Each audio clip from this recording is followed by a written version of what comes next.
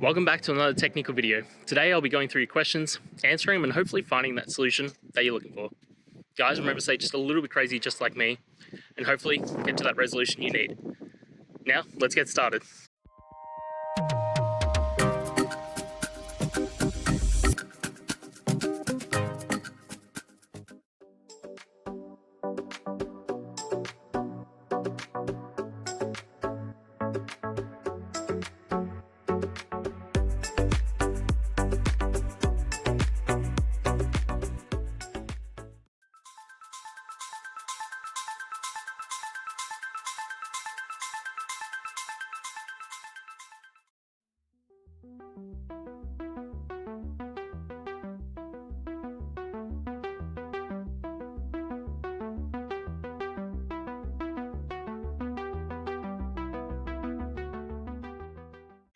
And that's it.